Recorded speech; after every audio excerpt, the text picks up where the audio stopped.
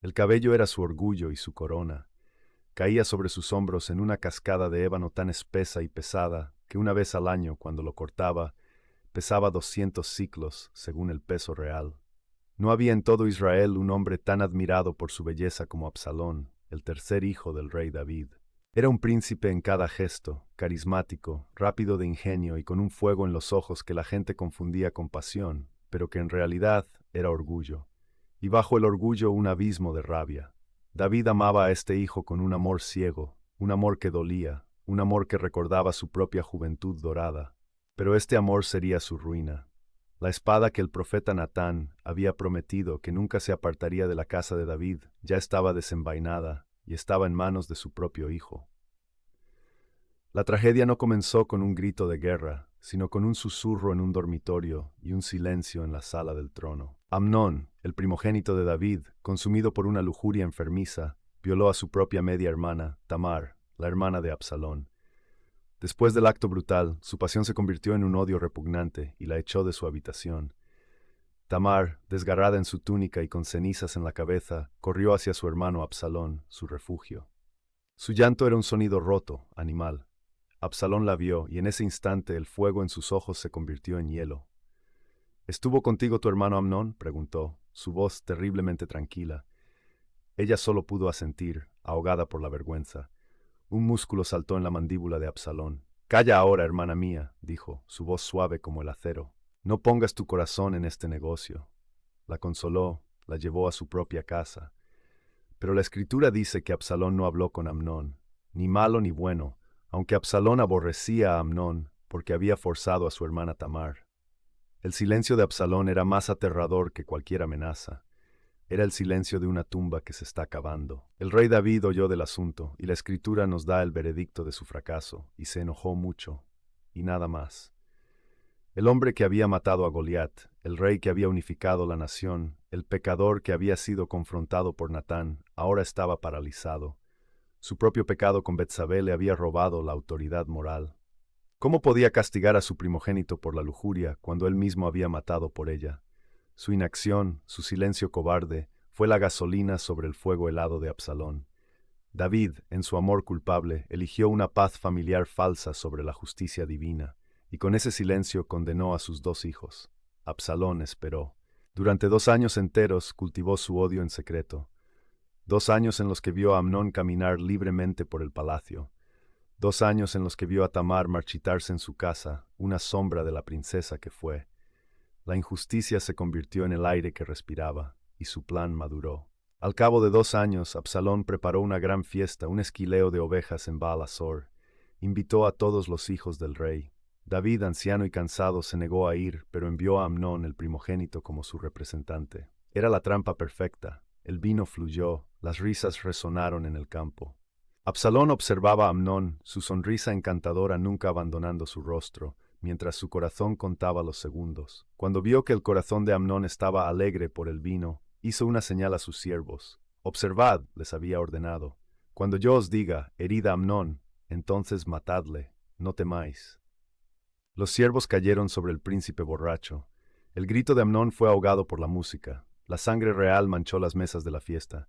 El caos estalló. Los otros príncipes huyeron, aterrorizados. Absalón, el vengador, el asesino, montó en su mula y huyó de Israel, buscando refugio en Jesús, la tierra de su abuelo materno. La noticia llegó a David como un puñal. Absalón ha matado a todos los hijos del rey. El rey se rasgó las vestiduras y se postró en tierra. Lloró, no por la justicia, sino por la ruina. Su parálisis había dado a luz a un fratricidio. David lloró por Amnón, el violador muerto. Y luego la Escritura dice que el rey David deseaba ver a Absalón, pues ya estaba consolado acerca de Amnón. Su corazón roto de padre extrañaba al asesino. Durante 3 años, Absalón permaneció en el exilio, y Joab, el general de David, un hombre pragmático, vio el peligro. Vio a un rey consumido por el duelo y a un heredero en el exilio. Usó a una mujer sabia para engañar a David y convencerlo de que trajera a Absalón de vuelta. David, débil, cedió. «Ve y trae al joven Absalón», pero el perdón fue incompleto, un acto político, no una reconciliación del corazón. «Váyase a su casa», ordenó David, «y no vea mi rostro». Durante 2 años más, Absalón vivió en Jerusalén como un prisionero en su propia ciudad, a pocos metros de su padre, pero separado por un muro de culpa no resuelta. Esta herida final, esta humillación de un perdón a medias, fue lo que convirtió al vengador en un traidor. Absalón, harto, quemó los campos de Joab para forzar una audiencia. Finalmente fue llevado ante el rey, se postró, y David lo besó, pero el beso llegó demasiado tarde. Era un gesto vacío, el corazón de Absalón ya se había endurecido para siempre. El hijo rebelde comenzó su conspiración. Su genio político era innegable, se levantaba temprano, se paraba a la entrada de la puerta de la ciudad, conseguía un carro, caballos y 50 hombres que corrían delante de él, pura pompa, pura política. Y cuando cualquier hombre de Israel venía al rey a juicio, Absalón lo llamaba. Oye, tus palabras son buenas y justas, le decía, su voz llena de una falsa compasión, mas no tienes quien te oiga de parte del rey. Plantaba la semilla de la duda, la idea de un rey ausente, negligente, y luego añadía, ¿quién me pusiera por juez en la tierra que viniesen a mí todos los que tienen pleito o negocio, y yo le haría justicia? Y cuando se le acercaban para inclinarse, él extendía la mano, los abrazaba y los besaba. La Escritura dice, con una frase escalofriante, que así robaba Absalón el corazón de los hombres de Israel. Usó la justicia fallida de su padre como un arma para robarle el reino. Durante 4 años tejió esta red de traición, y cuando estuvo listo, le mintió a su padre, pidiendo ir a Hebrón, la antigua capital, para pagar un voto. David, ciego a la tormenta que se cernía sobre él, le dijo, «Ve en paz». En Hebrón Absalón hizo sonar las trompetas. El mensaje corrió como un reguero de pólvora. Absalón reina en Hebrón. La conspiración creció. Incluso Ahitofel, el consejero más sabio de David, el oráculo de Israel, traicionó a su rey y se unió al príncipe. La noticia llegó a David en Jerusalén, y el anciano rey, el león de Judá, finalmente se rompió. «Huid», gritó, «porque no podremos escapar delante de Absalón. Daos prisa, no sea que hiera la ciudad a filo de espada». Y David, el rey que había unificado la nación, huyó de su propia capital. Subió el monte de los olivos, descalzo, cubierto de polvo, llorando amargamente, su corazón roto no por la pérdida de su reino, sino por la traición de su hijo. Era la profecía de Natán cumpliéndose. La espada nunca se apartaría de su casa. Shimei, un pariente de Saúl, corrió junto a él, arrojándole piedras y maldiciéndole. «Fuera, fuera, hombre sanguinario». Y David, en su dolor penitente, aceptó la humillación. «Dejadle que maldiga», le dijo a su general, pues Yahvé se lo ha dicho.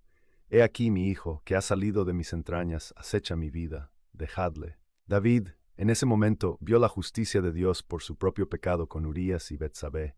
Estaba cosechando el fruto amargo de su propia pasión. La guerra civil era inevitable. Ahitofel, el traidor, le dio a Absalón un consejo brillante y despiadado. «Dame 12,000 hombres, y esta misma noche perseguiré a David.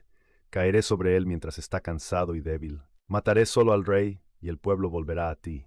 Era el plan que habría ganado la guerra, pero David había dejado un topo.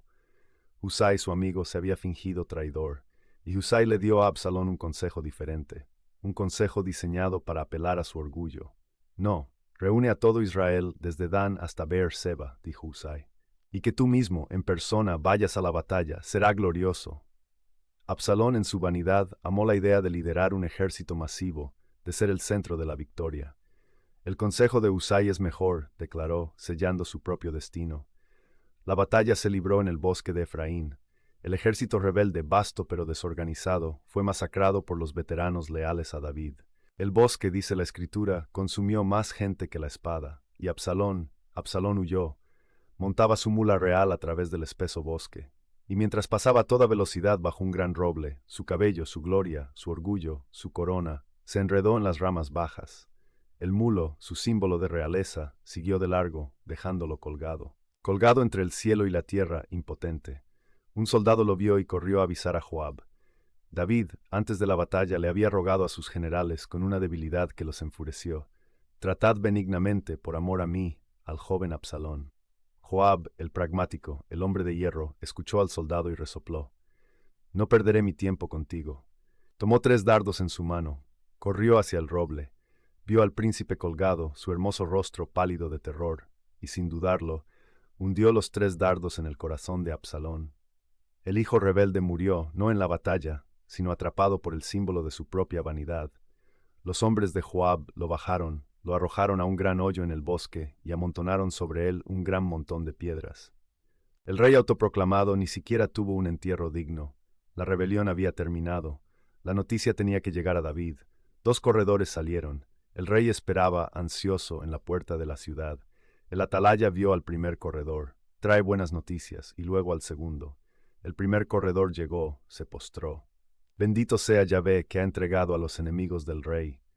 David, temblando, apenas podía respirar. No le importaba el reino. Solo le importaba una cosa. ¿El joven Absalón está a salvo? El corredor, sin saber cómo decirlo, evadió la pregunta. Vean los enemigos de mi señor el rey como aquel joven. Pero entonces llegó el segundo corredor, Ahimaas. ¡Paz! Gritó. David volvió a preguntar, su voz un ruego. ¿Está a salvo el joven Absalón? Y Ahimaas respondió, vi un gran alboroto, mas no supe qué era. David lo apartó, su corazón latiendo con una esperanza desesperada. Finalmente llegó el corredor, Cusita. Reciba nuevas, mi señor el rey, que Yahvé te ha defendido hoy. Y por tercera vez el grito de un padre, ¿el joven Absalón está a salvo?